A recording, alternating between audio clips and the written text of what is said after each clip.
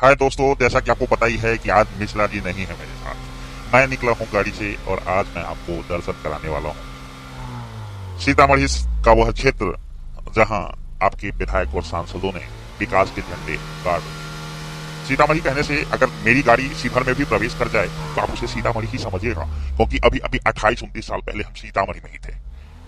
उसके बहुत दिन बाद तक कोर्ट हमारा सीतामढ़ी में ही था। अभी कुछ वर्षों से कुछ विभाग हमारे अभी भी सीतामढ़ी में ही है। जन जीवन हमारा सीतामढ़ी में ही है। जब हमारे लोग बीमार पड़ते हैं तो सीतामढ़ी की तरफ भागते हैं, और जब वो भागते हैं तो उनका सामना कैसे और किन परिस्थितियों से होता होगा, मैं उसका आंखों देखा हाल, जैसा कि आपको पता ही है। संजय, हर लास्ट के बगल में कभी कोई संजय रहा है जो अपनी आंखों देखी बता दे रहा है। वो अलग बात है कि लास्ट फिर भी अंधकार में और अंधेपन में रहे हैं। महाभारत काल में जब संजय बता रहा होगा तो कोई धृतराष्ट्र उस पर अमल नहीं कर पाता होगा, क्योंकि उसकी तो वाकई आंखें नहीं थी और पुत्र मोह में बेचैन रहा होगा। आज भी ऐसा ही है, लेकिन आज अंतर इतना है कि हमारे जो नेता है वो धृतराष्ट्र बने हुए हैं और मैं फिर भी संजय का रोल अदा करते जा रहा हूँ। यहाँ पुत्र मोह नहीं भी हो तो नेतागण कुर्सी मोह में बेचैन है और सुनने को तैयार नहीं है कि आखिर मैं कहना क्या चाह रहा हूँ, मेरे कहने के तात्पर्य क्या है, मेरे कहने के मायने क्या। हाँ, तो मैं अभी बसंतपट्टी चौक से निकला हूँ और सीतामढ़ी की तरफ मेरी रफ्तार है। गाड़ी मेरी हिल डुल रही है, तो आप समझ सकते हैं कि सड़कों की स्थिति कोई अमेरिका जैसी नहीं होगी, सिंगापुर जैसी नहीं होगी। अब आप कहेंगे कि मेरी गाड़ी खराब हो सकती है, इतना उछल कूद कर रही है, तो निश्चित रूप से इसके खराब होने में भी योगदान सड़क और गड्ढों और नेताओं के द्वारा करे गए विकास के आयाम के कारण ही हो सकता है। तो दोस्तों, जैसा कि मैंने आपको कहा, बसंतपट्टी चौक से जब हम आते हैं तो ऑलमोस्ट लगभग सड़कें ठीक है सीतामढ़ी की तरफ, लेकिन जैसे ही अभी आप देखिएगा मेरा विराम लग जाएगा। खैर, जैसे ही आप रामपुर बड़ाही पहुंचते हैं तो क्या होता है, वहां तालाब के पास जो सड़क है वो इतनी खराब है। स्थानीय लोग कहते हैं कि सरकार भूमि अधिग्रहण नहीं करती, अधिकारी को कोई फर्क नहीं पड़ता, नेतागण मुरझाए हुए से हैं, और कई फुलबंगा नेता तो यहाँ तक कहते हैं कि किसी दिन मुख्यमंत्री को शिवहर सीतामढ़ी अगर इस रूट से जाना होगा शायद उस दिन कायाकल्प हो जाएगा। लेकिन मुझे याद है जल जीवन हरियाली के कार्यक्रम में जब मुख्यमंत्री शिवहर आए थे और शायद प्रोग्राम सीतामढ़ी का था, हालांकि बाद में वो अलग रूट से चले गए रहे होंगे, लेकिन उस समय दुरुस्त होने की कुछ बातें हुई थी। लेकिन आज वही ठाक के दिन बात है। शुक्र है आज बड़ाही का वो पोखरी के पास कोई ट्रक नहीं फंसा है, कोई गिट्टी बालू का ट्रैक्टर नहीं फंसा है, हम तो फिर भी निकल आए हैं वहां से। लेकिन सवाल यही है कि जो ये समस्या है इसका समाधान कब निकलेगा।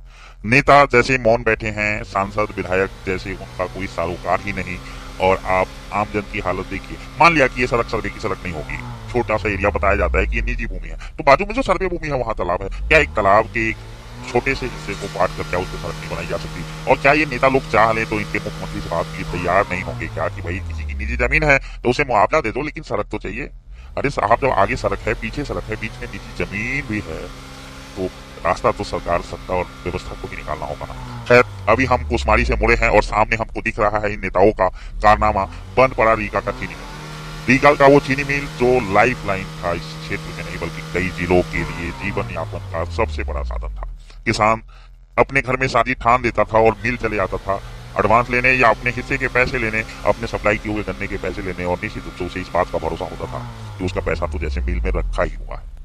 लेकिन ये कितना दुर्भाग्यपूर्ण है कि ये नेतागण उस मिल को भी बेच खाए। बेच ही दिया कह लो, किसी भी दिन कोई कबाड़ी आएगा और वहां पे नट पुट खुलता नजर आएगा, क्योंकि गन्ना तो कई सीजनों से पेराई नहीं हो रही है। पिछली बार मुझे याद है कि सिद्धबलिया और गोपालगंज कैसे किसानों ने गन्ना भेजा था औने पौने रेट, करोड़ों की बकाया किसानों की है, और पता नहीं कितने किसानों का तो सीसी तक कराकर मिल मालिक ने बंधक बना दिया है उसके जीवन को। आज लोगों के बच्चे, कईयों के तो ऐसे केसेस आए जिसमें बच्चे को कैंसर है, बिटिया की शादी है, पैसा लाखों पड़ा है मिल के पास किसान का, लेकिन वो ले नहीं पा रहा। इसके लिए आप कहोगे कि नेता जिंदा है, तो मैं मानता हूँ कि मृत प्राय नेताओं को आप लोग नारे लगाकर जिंदाबाद जिंदाबाद करते हैं। आप अपने सांसद, अपने विधायक से पूछिए क्या वो वाकई जिंदा है या मृत प्राय है। खैर, अब तो मैं रीगा से मुड़ चुका हूँ और मैं अब पहुंच गया हूँ, मतलब पहुंचने वाला हूँ सीतामढ़ी में। खैरवा चौक से आगे निकलकर मैं प्रवेश करना था। अब मैं यहाँ खैरवा चौक पर डिसाइड नहीं कर पा रहा हूँ कि मैं किस रास्ते से जाऊँ, शहर के रास्ते से जाऊँ या गौशाला वाला बाईपास पकड़ूं। गौशाला वाला बाईपास की स्थिति ऐसी है कि मेरी गाड़ी तो रास्ते में ही रह जाएगी। चलिए सड़क की तरफ से आते हैं। वो जो पुलिया है उसके नीचे उतरते ही मुझे कीचड़ दिख रहा है, पानी दिख रहा है। कीचड़ कम है वैसे, मुख्य सड़क है, जल जमाव है, गड्ढे हैं। खैर, यहाँ से मैं निकलूंगा भी तो मुझे बांध पर पहुंचकर फिर सोचना होगा कि मुझे किधर जाना है। शहर में जाने के लिए आप जानते हैं स्थान पे नो एंट्री करते हो, खैर कोई दिक्कत नहीं है, जाम के बचाव के लिए अपने नो एंट्री किया, लेकिन एक सड़क तो दोगे जाने के लिए। अब रिंग बांध से तो मैं जा नहीं सकता, उसमें इतने गड्ढे, इतने झोल, ऐसा लगता है कि उतर के आप नीचे आ जाओ। 70 फीट तक जगह है उस बांध की, और फिर भी क्या हालत बना के रखी है आपके विधायक और सांसदों ने। मैं छोटे नेताओं को भी कोसने से नहीं बचूंगा। मेरी पूरी कोशिश होगी। आप ये जो छोटे छोटे कुर्ता पजामा बंडी वाले नेता हैं, आप ही तो उनके लिए वोट जुटाते हैं। ऐसे नेताओं को चुनवाते हैं जिनके कारण रिंग बांध व्यवस्थित नहीं हो पा रहा है।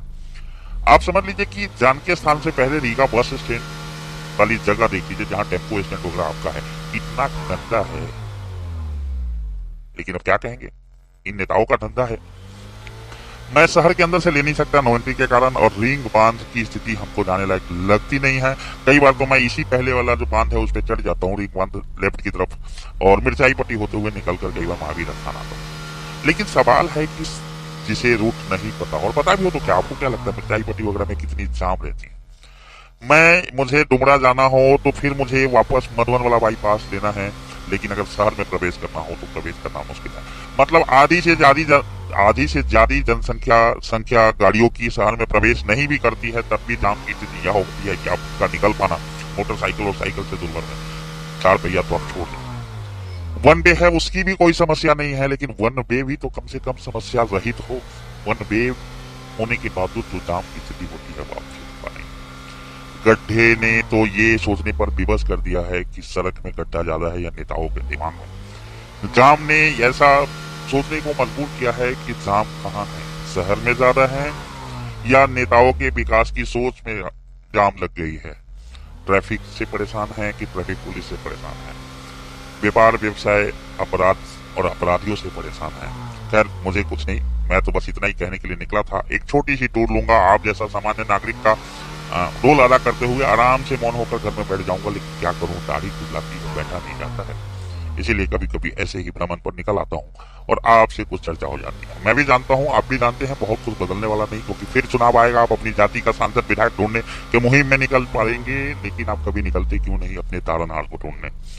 जोड़ीगा का मिल चालू करा दे, जो रेलवे का ओवरब्रिज चालू करा दे, और रिंग बांध की व्यवस्था करा दे। कभी ऐसा कोई नेता अपने बीच से निकालते क्यों नहीं, और जब तक नहीं निकालेंगे तब तक आपकी तो उम्र फिर भी हो गई है, झेल लेंगे। नई पीढ़ी को आपसे ज्यादा झेलना होगा।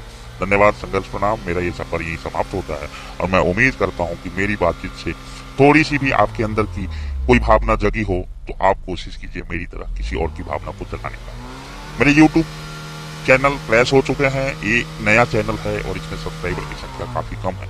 अगर आप YouTube पर मुझे सुन रहे हो तो निश्चित रूप से सब्सक्राइब भी करें, और अपने तमाम जानने वालों तक इसे शेयर भी करें, और उन्हें भी कहें कि सब्सक्राइब और लाइक करें, ताकि मेरी बातें ज्यादा से ज्यादा लोगों तक पहुंच पाए। धन्यवाद, संघर्ष प्रणाम।